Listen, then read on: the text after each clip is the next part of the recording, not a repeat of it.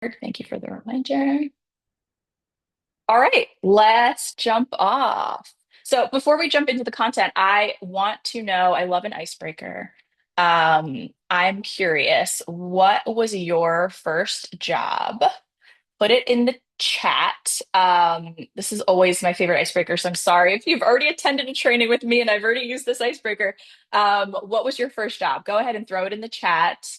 And while you're doing that, I will tell you my first job was in retail, which is surprising because I actually stayed in retail. I started at a mall kiosk, which probably dates me a little bit. I managed a kiosk. Three sides of the kiosk sold as seen on TV products, and the fourth side sold personalized piggy banks. And I had no training. I was just thrown into it. I had to encounter many awkward situations with customers because our policy was no returns, no exchanges. And I got no training on even how to write the piggy bank. So I got lots of unhappy customers, but somehow I decided to stick it out in retail. That is a different, I don't know why. We'll have to dig into that. But it's really funny to Yes. Oh yeah, it's you've really met two funny to great. see. Oops. It's really funny to see how far we've come from our first jobs. Let's see. Babies, lots of babysitting. Love that. Camp counselor, Cold Stone Creamery. D, I want to know, did you get free ice cream? A couple of ice cream scoopers here.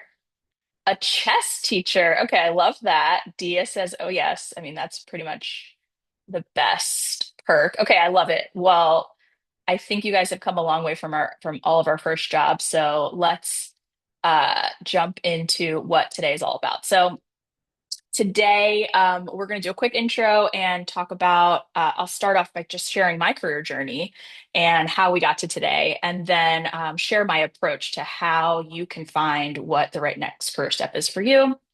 And then we'll talk about the biggest mistakes that I've seen people make, that I've made myself that we should all avoid. And a lot of you submitted some awesome questions. So thank you for that. I have incorporated them throughout, but we are going to have time for questions at the end. So feel free to use the raise hand feature, throw your questions in the chat, and we will get to those at the end. And then I'd love to share with you what's next at the Leadership Lab and how you can continue your journey in figuring out what's next for your career. And of course, I would love your feedback on today's session and any other content that you would like to see from us. So, before we get started, a couple of housekeeping things. We will use the chat, so um, feel free to leverage the chat for +1 in comments. If something resonates with you, throw a +1 or an emoji in there. You can also throw your answers. We're going to do some interactive elements. And so if you want to throw your answers in the chat, please do. And then if you have a question, please put in the chat. I'll try to get to those at the end. The other thing that I always like to say in any session is that you will get out of the session what you put into the session. So if you are fully present and listening and participating in all the exercises, you're going to get a lot out of this session. If you are multitasking, which I am very clear, it is a Wednesday evening, 7:30 p.m. East Coast, still in your day, work day, West Coast. I'm clear that you may be multitasking. That's okay, but that means you're not going to get as much out of this session. So I'm probably going to say at certain points, like, hey, come back to the session. This is an important point. So if you are multitasking, come back to us, be present in those moments and try to get the most out of the session. What I would hate is if you walked away from the session and said, that was a waste of time. I didn't get what I needed. So when you can, please be present and participating in the activities. All right. So I think I posted if you just joined, there is a worksheet that you can follow along. It's at the top of the chat, and it's also in the email reminder that you got. So if you do want to follow along and take notes with that, please feel free to. It's going to walk us through the framework that we're going to go through. Okay, so what do I hope that you will get out of the session? You should walk away with perspective. Each of us is coming into this with our own scenarios, our own career circumstances, our own goals. And so I hope that you can use the frameworks and the steps that we go through today to get perspective on your situation, get a new perspective, and also find some ways and tactics that resonate with you that you can leverage to get more clarity in your situation. Are we going to solve your career problem in this one free hour? No, we're not, but you're going to get some new thoughts, new thought starters, and some tactics to put in your toolkit to actually get there. So I really hope that no matter what your situation is, that's one of these tactics resonates with you and can be your Kickstarter to figuring out the clarity that you need in your step. And we're going to talk about ways to capitalize on that so it doesn't just end here after this session. The reason I started this session specifically as one of our first webinars around finding your next step is because I had a lot of these thoughts, and a lot of my peers at Amazon, a lot of the leaders that I worked with at Amazon, clients that I work with now have a lot of these similar thoughts. Is the grass greener somewhere else? Should I stick it out and get promoted, or should I do what I actually want to do? Should I leave this mediocre situation? Should I stay in this mediocre situation or leave? What's like, are there better things out there? Or even like a lot of people have said to me since I've left and shared my story about leaving, a lot of people have said, I want to start something new. Is it worth it? I don't know what the idea is exactly. Should I do it? That's a lot of risk. So I think throw a +1 in the chat if you've ever thought about any one of these things. I think they're pretty common, and it's pretty easy no matter what stage of your career you're in to think these things. And I think the biggest thing for me is that these questions feel big and sometimes intimidating to answer because of the unknown. A lot of these things are massive questions that we have to uncover, and there's so much unknown about them. And so, my approach is always to find as much clarity as possible and give you as many data points as possible to make the most informed decision and feel like you're in control of that decision. So, we'll take these huge questions and kind of break them down into how you can find the right data points to feel good about your decision.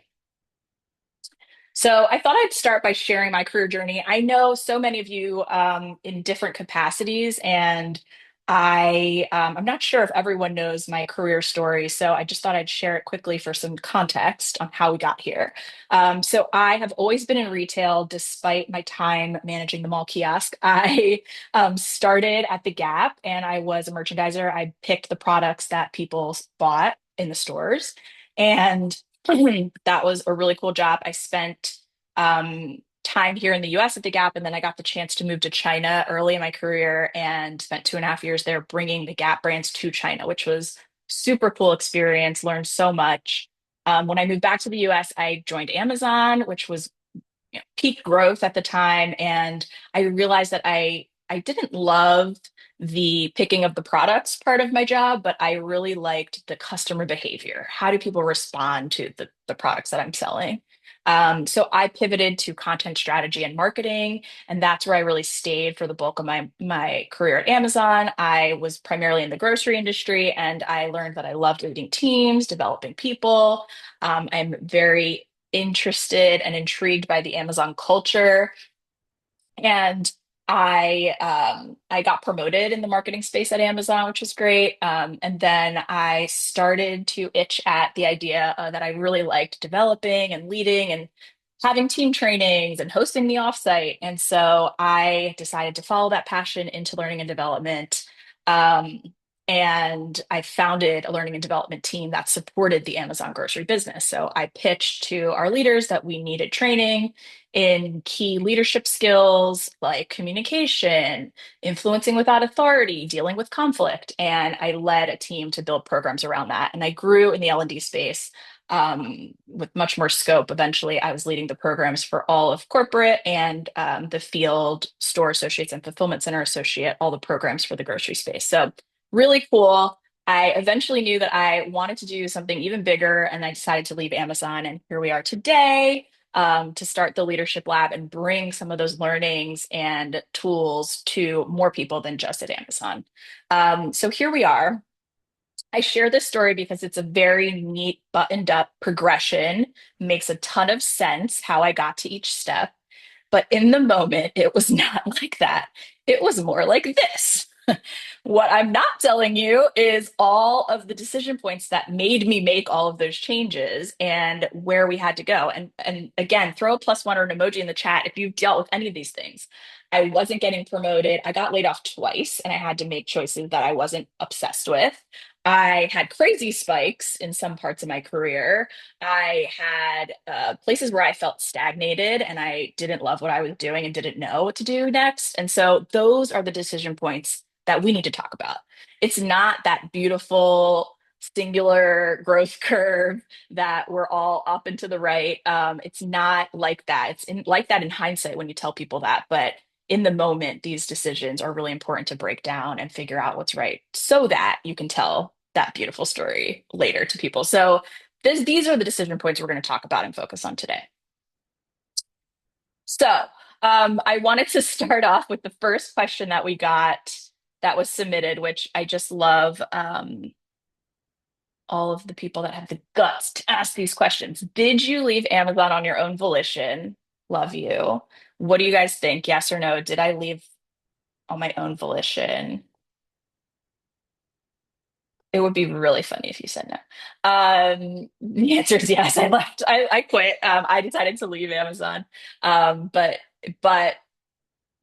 if you have to leave a place, we can talk about that as one of your scenarios. But and how did you know it was time to leave? This is the question I've gotten the most. And the answer isn't simple, which is why we're here today. But it took a long time for me to decide to leave Amazon, and it felt impossible to make that decision. And there were a lot of excuses I made about not making that decision, like I need the money, I need the security, I need the health insurance. Like it's a great job. And until I broke it down and used these steps, did I realize that it was time for me to leave and make the jump. So we're going to go through that whole process today. This is the time I say, if you're multitasking, come back. We're getting into the meat of the framework now. So if you're multitasking, come on back, listen up. We're going to start. So here is the steps, secrets to getting the answer. So first, you start with yourself, figuring out what do you actually want to do. Easier said than done. We're going to talk about how to do that. Then you figure out your options, and you have to get really creative in figuring out what your options are. And we're going to talk about how to get clear on your options. And third, you figure out your priorities. Your priorities have to overlap with what you want to do and your options. And that's how you get clarity in what your answer is to what you should do next. And I'm going to walk you through the tactics I use to do that. And hopefully some of them resonate with you. So right now, I want you to take out that worksheet if you're using it or just your notebook. Take notes for your own situation, but I want you to think about your current career situation. Maybe it's a conundrum that you're deciding your next step. Maybe you're looking for a new job. Maybe you're totally happy and you don't really know what you need to look for. But just, I want you to think about your situation right now. And for the next three steps that we go through, I want you to think about that and use these frameworks. I'm going to walk you through how I use the framework, and then we'll give you time for you to use the framework to figure out for yourself some clarity in these steps. Okay, let's do it. You multitaskers, I hope you're back with me. Okay, step one, my process in real life. Okay, step one is figuring out yourself, understanding what you even want to do and what drives you. So, there's two main ways that like to do this. One is a love-hate list, and the second is specifically if you feel like you have an idea to pursue outside of your job. Maybe it's a side hustle or a business, or you want to join a startup that's starting a new idea. I like this framework, the strength, passion, value equation, to determine if that's the right move, if that's a good idea. But we'll start with the love-hate list. So the love-hate list is you start by listing the things about your current job that you love. They drive you, they give you excitement, you feel great impact. It could be tasks, it could be people that you work with, it could be circumstances, it could be leadership, it could be anything, your location, anything about your job that you love. And then you list the things that you hate. You have to do them, they're part of your job, but you dread them. They drain you. If you didn't have to do it, you would be very happy about that. And you make this list, okay? here was my list. I actually copied this from my notebook from last summer, but while I was making this decision. Okay, so my loves. I love starting something from scratch. I love being an owner and a decision maker. I liked this was a new one that I didn't realize until I did this exercise. I liked the strategy and the doing. So I liked doing both. I didn't just like being the visionary. I also like to physically do the thing. So that was new for me. I love hosting group workshops and training. And lastly, I've been at Amazon for a long time. I liked being well known. I liked being the go-to person. I liked that people knew me. I liked that I had a positive reputation at Amazon. So that really mattered to me. The things that I hated, I didn't like. Okay, fine, Michelle. I should have put the money on there. You're right. That's a big one. I don't know why I didn't have that on there. We can pencil that in. We're going to talk about money in a minute. Don't worry. The hates. I didn't like executing someone else's vision. There was a roadmap. The last team that I was on, there was a roadmap. It was a very hefty roadmap. It was an exciting roadmap, but it was someone else's roadmap. And I didn't get to create it myself. I didn't love managing a large team. I always thought that having a large team was the right next step, and having a larger and larger and larger and more scope and more scope and more scope. But actually, like I liked managing smaller teams and getting to do more of the doing. And so managing a larger team got me out of doing the doing. And the last thing was being involved in so many different aspects of the business. This, again, seems like a positive thing to have broad scope, but I actually wanted more depth. I wanted to be an expert in one area and not necessarily touch every area, but just like on the surface. So that was my love hate list. It's not getting me to, oh, I should leave, right? It's just getting me clearer on the things that I like and that give me energy and that I want more of in my job, and the things that I dread or drain me that I don't necessarily want to pursue in my next step. You could use this not for deciding your next step. You could use this in a conversation with your manager to say, hey, I really like group workshops and facilitation. Can I have more of that? Or is there more opportunity for that?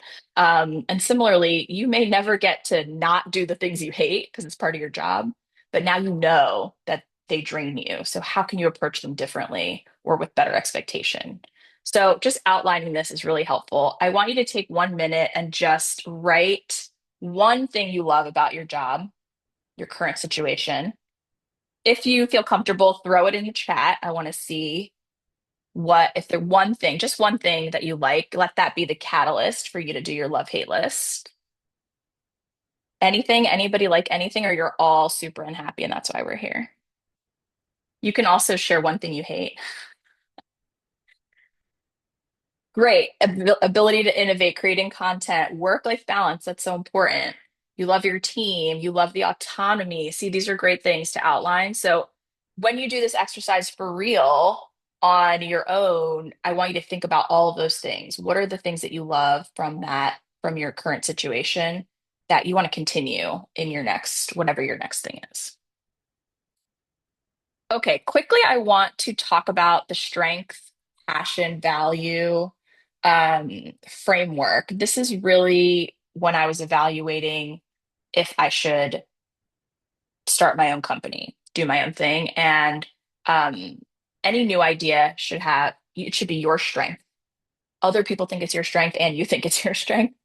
You should be passionate about it. You should never get sick of talking about this thing, and it should have value to others, most importantly. um, are you solving something? Is there a pain point that you're solving? Do other people feel this is of value? And so using that equation, I think, really helped me understand, is this actually this thing that I like, coaching, developing, training? Is there value outside of Amazon for this? Do people need it? And I had some digging to do to make sure that there was. So this is a good framework to use on top of the love hate list if you're trying to figure out your own idea as well. Okay, steps. So now we understand a little bit about what we like, what drives us, what we want in our next step. Let's talk about step two, which is your options. And this is understanding your options to get clearer on what you want and what's actually feasible. And these tactics are probably the two that I think are the most underutilized in any person that I've talked to that's looking for their next role. Coffee chats and having explicit discussions with your manager. So I want to know in the chat who feels super confident about reaching out to somebody to have a coffee chat.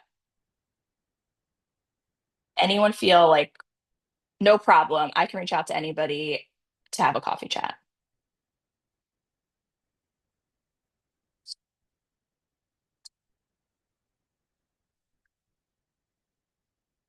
Oh, I love what you said. The worst, who said this? Sorry, I have to scroll back up.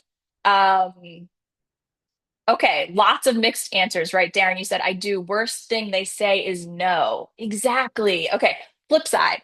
If somebody reached out to you to have a coffee chat, would you be willing to have one?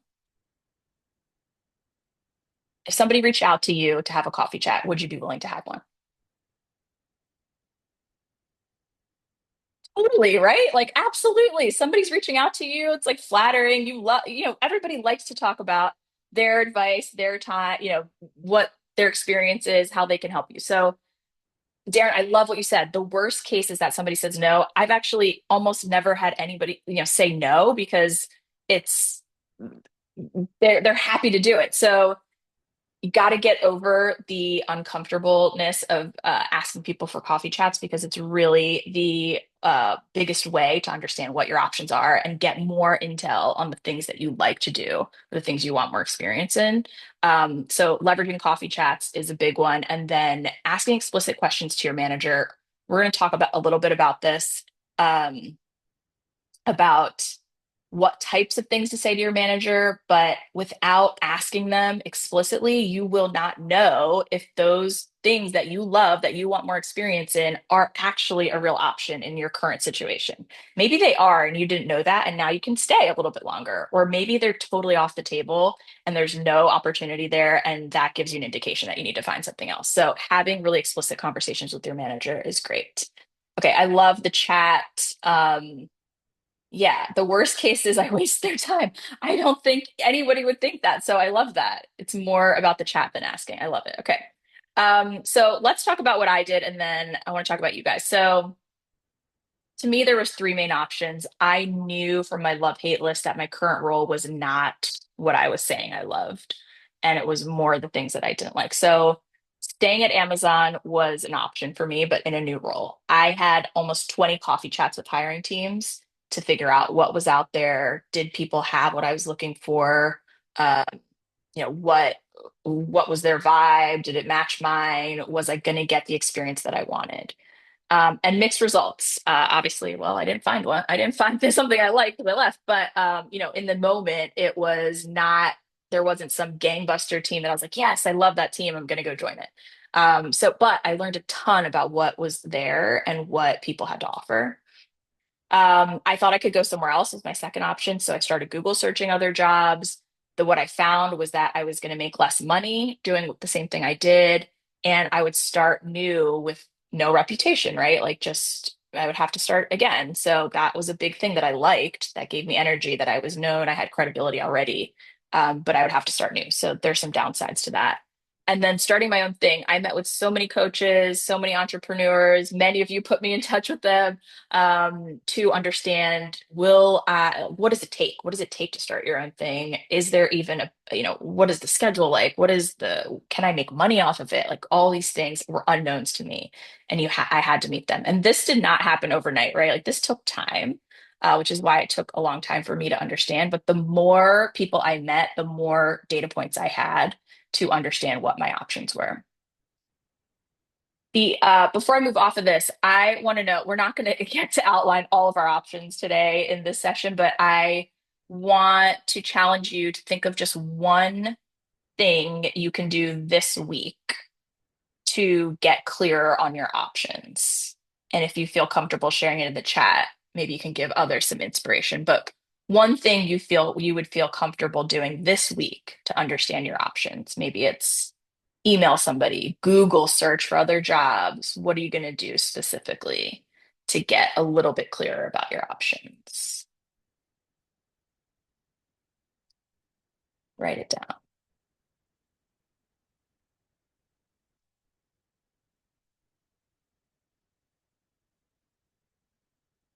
Okay, and through this, oh, I like that, Stephen. Confirm if my projects are actually a priority. That's a great one. We're going to talk about how to discuss things with your manager too. Talk with other leaders in my organization. Discuss your career move with your manager. I love that. These are great. Okay, we're going to get a little bit deeper into these because I think they're really great. Okay.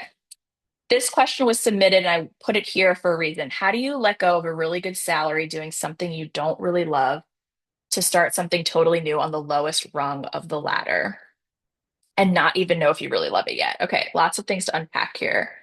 First, I would say, I would question, do you really have to start on the lowest rung of the ladder for whatever this totally new thing is? I would do a little more research there on your options. Is it that you truly, maybe you do have to start at the lowest rung of the ladder because it's super technical, but I am sure that there is something about your current experience that translates to this new thing and can be leveraged so that you don't have to start on the lowest rung of the ladder. But you will not know that until you research it. So I would say I would be coffee chatting everybody that I knew in that industry or people that I thought took that same path and see what their experience was. I would understand what my strengths were, my experience, and see if it was relatable or, translatable to that industry. And then not even knowing if you really love it yet, I personally think that there is a lot of opportunity to test into something if you don't know you love it. So maybe you have an inkling that you like it, but have you done a project on it? Have you, maybe it's volunteering in that thing or shadowing it or just doing something more related, working with the team that you want to move into. Just something a little more tangible and a little more day to day that can give you experience in that specific area so that you're lowering the risk of if you really love it yet. So I would go back to your options here and really make sure that what you are what you are wanting is actually the experience is not translatable or it is translatable and how much it is before you make a decision. Okay, let's see. Okay, great. Okay, the last step is step three. How are we doing on time?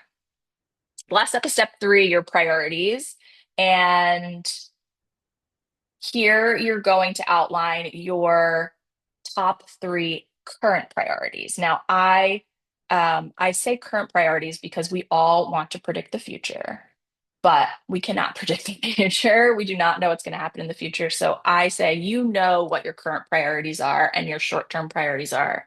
Focus on those and what you can do, um, what you want to prioritize. And then you need to go back to the things you love, the things you said you loved, the things that are your options, and what matches between the three.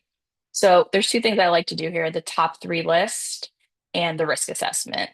And in the top three list, that is on your worksheet. I want to give you 1 minute to write your top three priorities for yourself. And I want you to be as explicit as possible. Like if these are deal breakers, if you do not have these, you cannot accept even thinking about a job. What are your top three priorities?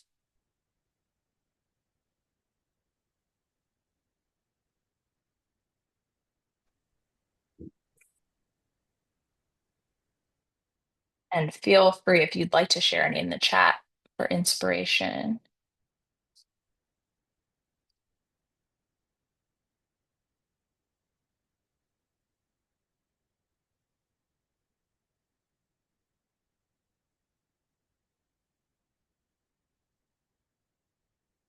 Lisa says she wants to learn. Learning is important in her priorities. I love these. Yes, remote flexibility, independence, ability to teach. Okay, these are great. I would challenge you to be even more specific. Let me show you what I mean. Okay, here are my priorities and some of the implications when I was deciding if I should leave. First, I want to maintain financial security and the lifestyle that I have today. That means I want to stay flat.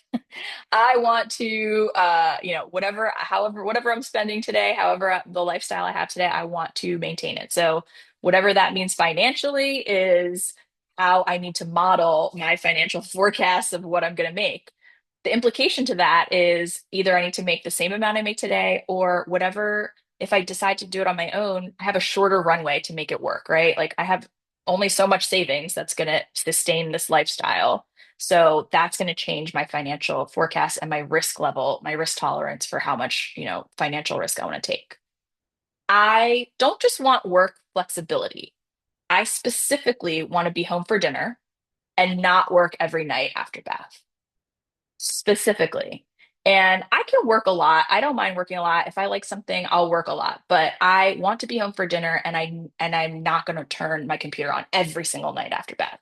So I knew for a fact Amazon return office was not going to work for me, even if I found another role, because it's an hour and a half commute back and forth every night. I was getting home at 6:37 and I had to log on after work because I had to leave so early from the office. So that was just not going to work for me. And so that kind of ruled out staying at Amazon long term because I wasn't going to be able to do that.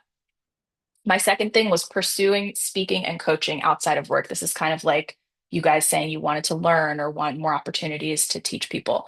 I knew that I got a lot out of speaking and coaching, and I wanted to do that out if I had a job to do that outside of work. So, what does that mean? Well, if I stay in my current job, which I've already kind of ruled out, I don't have enough time or energy to do that.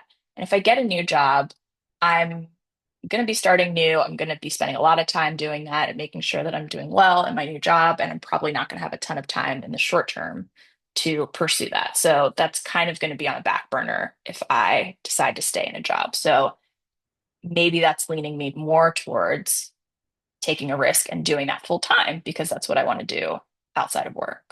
So these are the priorities you guys have started in the chat. I love them. I would urge you to get a little bit more specific about what do those things actually mean to you? Like write them down. How do they manifest in your life? Because then you will be able to look back on those. And when you're making a decision, like taking this job offer that you're not really sure about, you can go back to this list and say, okay, it ticks all three. I might need to get flexible or need to get creative with one of them, but it makes sense. Or no, I'm deal breaking on number three, and so this may not make sense for me. But get really explicit on those priorities.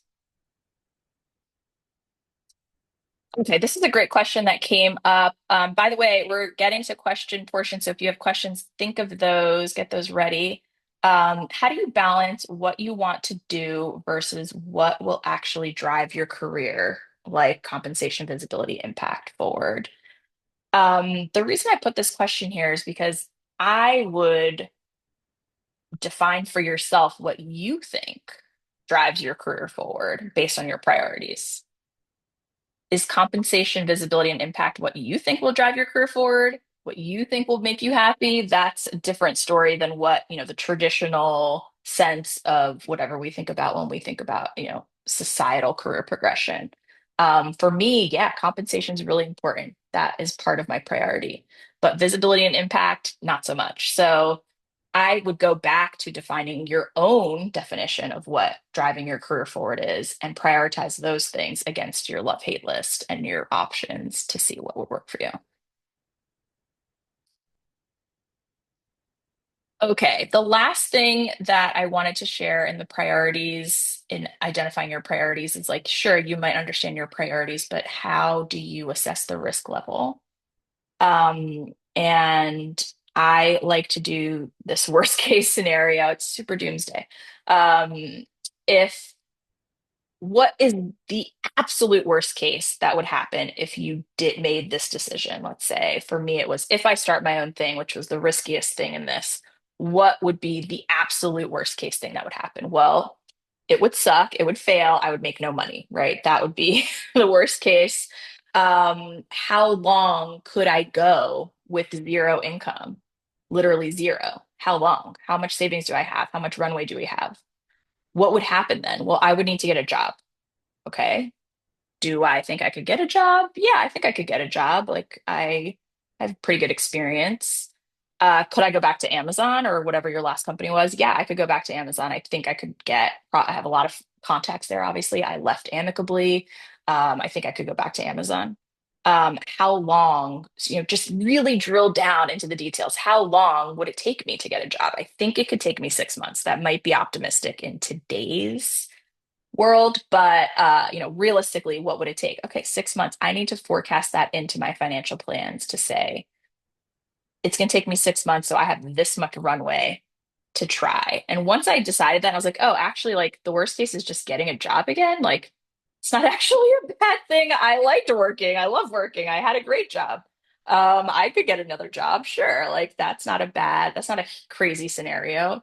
Um, then it didn't feel as monumental to make this change and take the risk because the worst case was that I went back to work and that's totally fine. So thinking about the risk level as the absolute worst case and really drilling down to the details of what would it take to satisfy that worst case. Is that really feasible for you?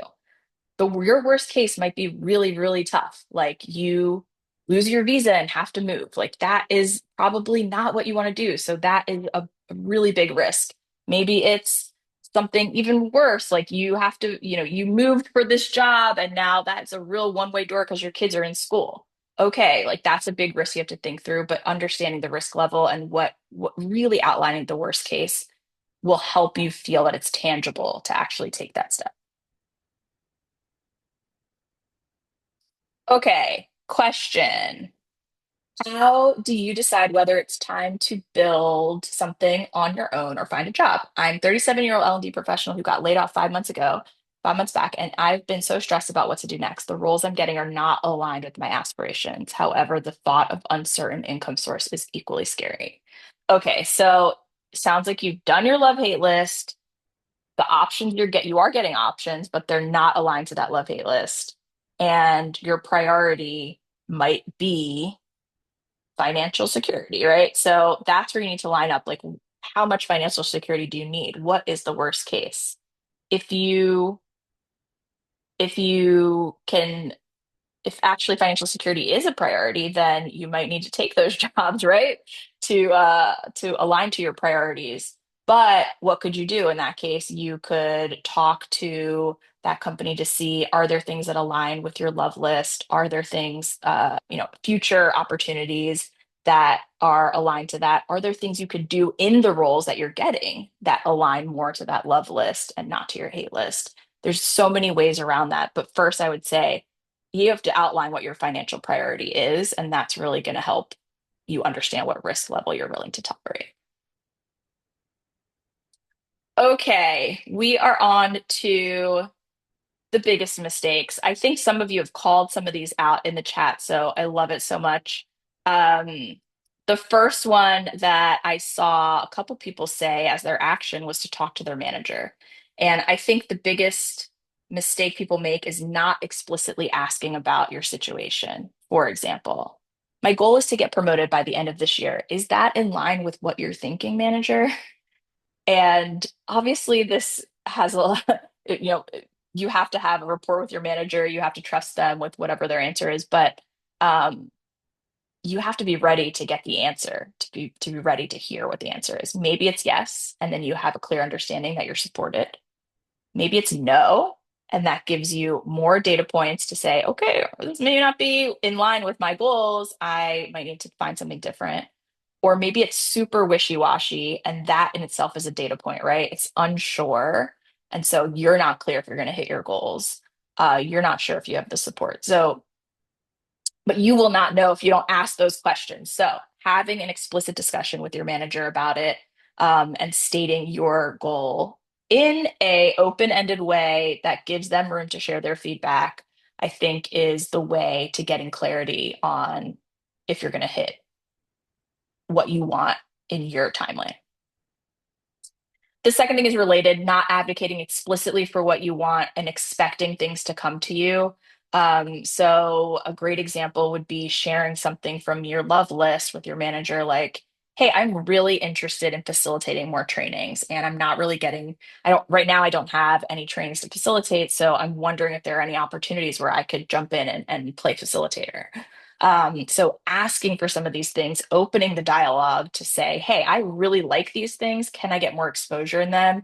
And seeing what the reaction is and what they maybe they don't have something immediately for you, but that's in their minds. And I know all the managers here will agree with me that knowing that is helpful because now when you have something as a manager, when you have a new task or a new something that's coming up that you have to delegate to somebody on your team, now you know that that person would want to do that and they're going to be excited to do that. And so you will give it to them versus just doling it out to anyone who has bandwidth.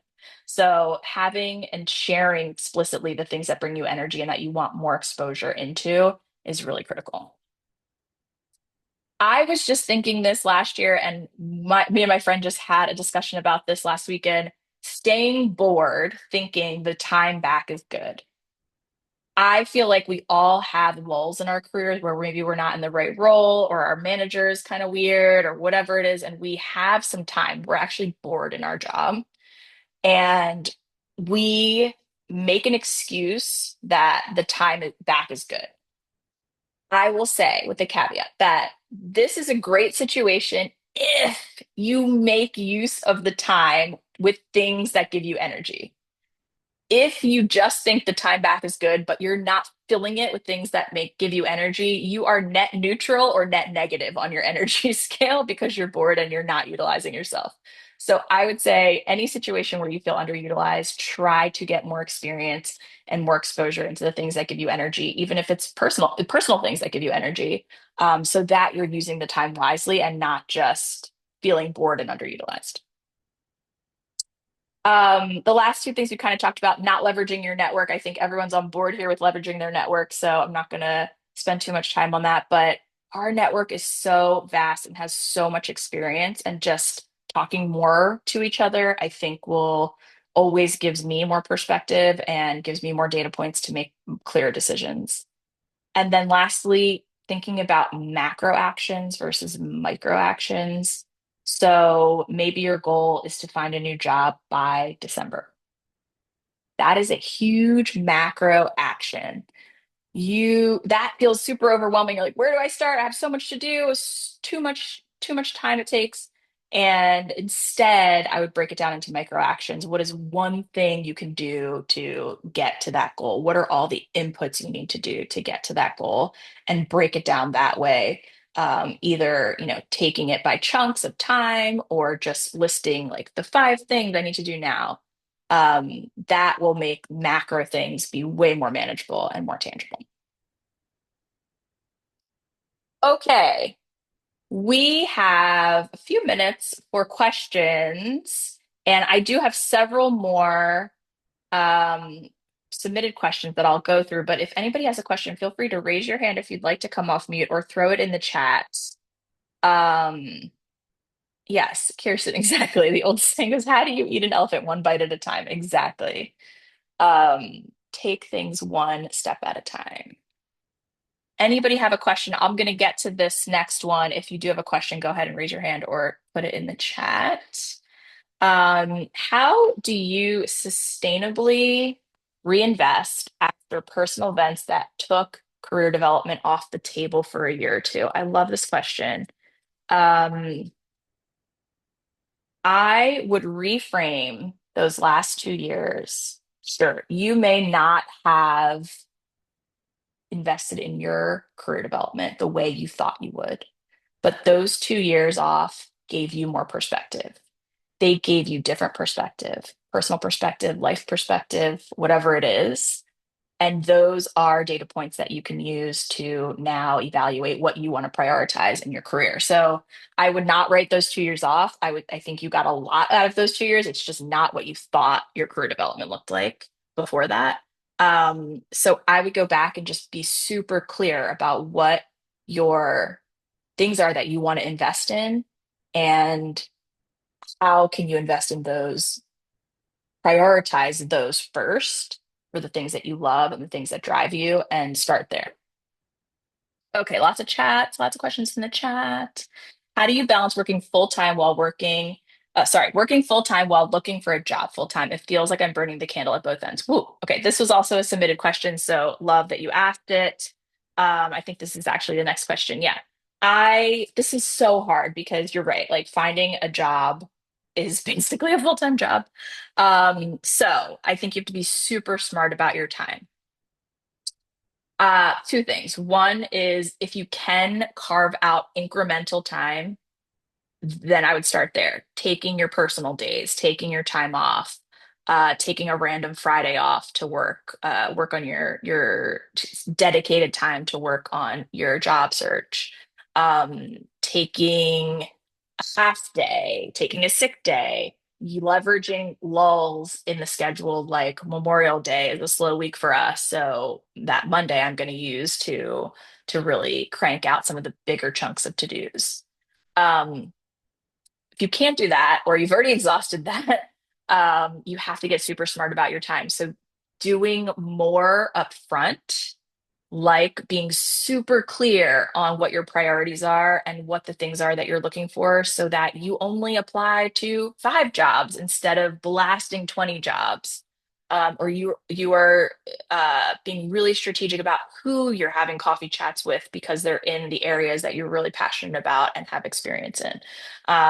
So just getting a little bit clearer about what you're looking for so that you can spend your time more wisely. The last thing I'll say, because time feels like it's never enough. When I was deciding if I should start my company, I used to tell my husband that I didn't have any time to start it after work because I was too tired and, I was coming home late, the kids, and then, I was too tired after that. And he was like, "Oh, well, you have like 3 hours that you're on the bus commuting. Like, what do you do on those 3 hours?" And I was like, "That's my downtime. That's my podcast time. Like, that's not fair." And then I was like, "No, but you're right. Like, I don't need to listen to these Real Housewives podcasts. Let me spend at least 1 hour of that doing something for my business, which was my LinkedIn." So I would write my LinkedIn posts on the bus. And it made such an impact. I loved it. It gave me energy and I felt like I was making progress towards that huge goal of starting, my company. And so I just broke down, just like chunked out a little bit more of your time and just re-looked at my calendar to say where are the spare minutes in the day? How can you leverage them to be smarter? I'm sorry, I can't add more hours into the day for you. Okay, after 10 years at Amazon, I'm thinking about trying something part-time so I can spend more time with my kids. Any tips on how to do this without completely stalling my career? I think if you are passionate about something and committed to doing something, you can always spin it later with whatever move you want to make later. Like, I think spending more time with your kids and doing something part-time is still showing that you're actively pursuing something, some type of related work, and you're being really strategic about the time you're spending with your family. Like, that's a great, smart, courageous decision, confident decision, and you should stand on that and use that as a strength, not as thinking that it's something that you kind of did to pause your career and now you want to go back. So I think you can have forward momentum even if you do that. It's just about how you spin it.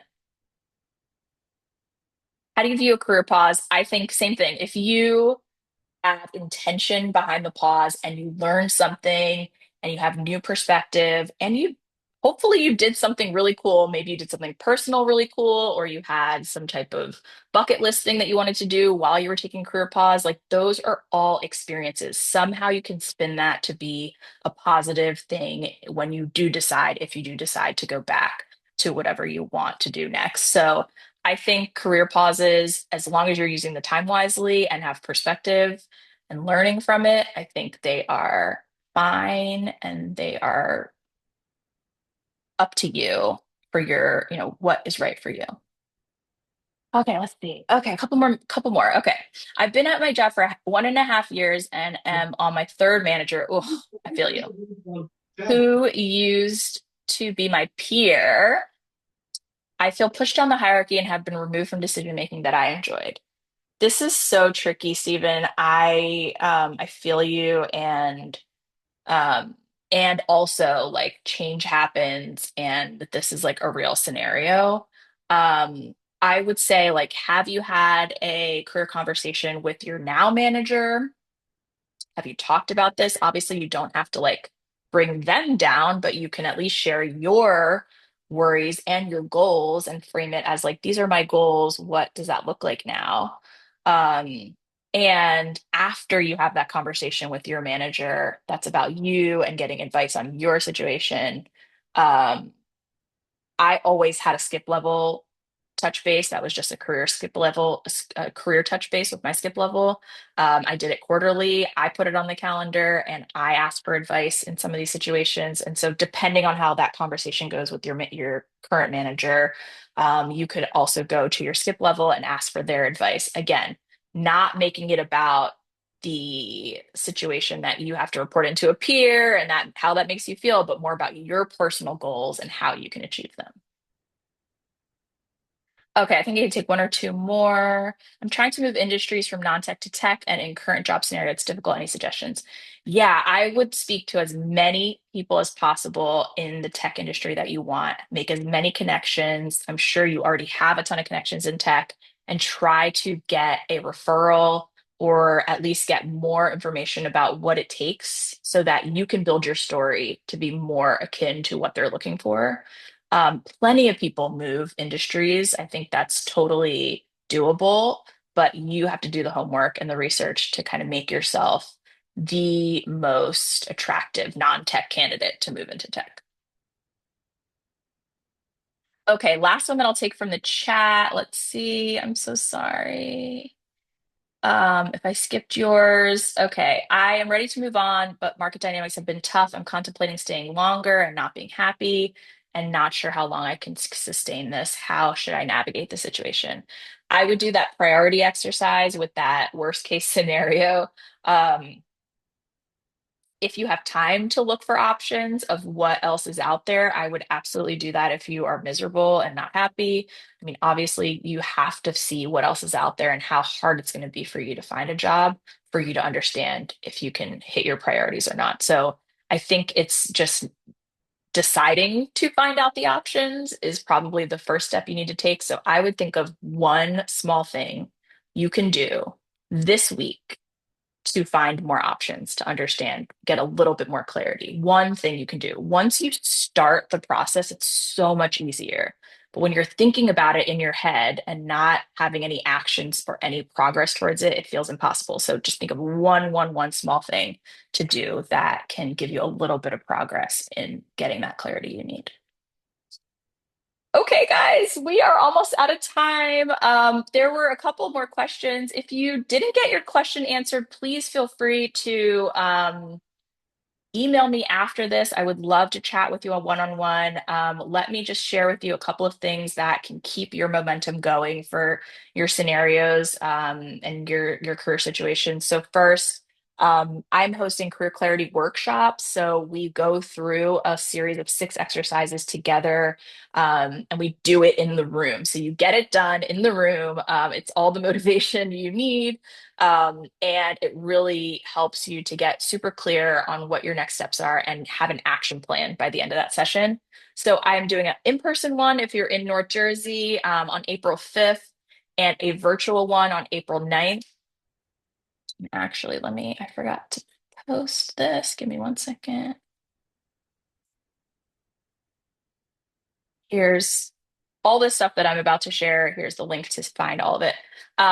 So I'm hosting those 2 workshops on the 5th and the 9th. Please come join us. It's a great workshop. You can read a little bit more about it on this website. If that sounds awful to you, like you would uh, hate doing that in a group, I also have the workbook, the exercises that we use as a self-guided workbook. You can find that on my website as well. And then I also offer one-on-one coaching. Lots of, I work with lots of clients who are in similar situations to um, all of the situations that you guys have talked about today. Um, I am starting a new newsletter called Sticky Situations. And it is real life submitted situations that people share with me anonymously, and then I share how the approach that we would take to dealing with them. So if you would like to submit a sticky situation, it sounds like many of you have some. Feel free to submit that on that link that I just posted. I think I would love to help you get some more best practices on how to deal with your sticky situations, and I think it'll be a fun read. And lastly, I am planning to host these free webinars. So if you have ideas, feedback on this one, and then any ideas for other topics you would like to see featured in some of these sessions, this one was kind of broad, but I would like to get more specific into specific scenarios and topics. So if you have any ideas, at the bottom of that link, is a link for feedback. And I would love to get your feedback on today's session and get those topics that you're looking for. Before you sign off, I have one challenge for you. What is one micro action that you will take this week to get you closer to your next step? Just one thing that resonated with you that you're like, shoot, I need to do that. Write it down right now. Share it if you are so bold to commit to it in the chat. But I challenge you to just do one thing um, that you can do this week. I'm going to email all the participants, all of the what's next, and the link to this presentation as well. No problem. Awesome. Thank you guys so much for joining. I'm so happy you could make it. Thank you again. And feel free to reach out if you have more questions. Otherwise, look forward to that email in your inboxes on the follow-ups. Bye.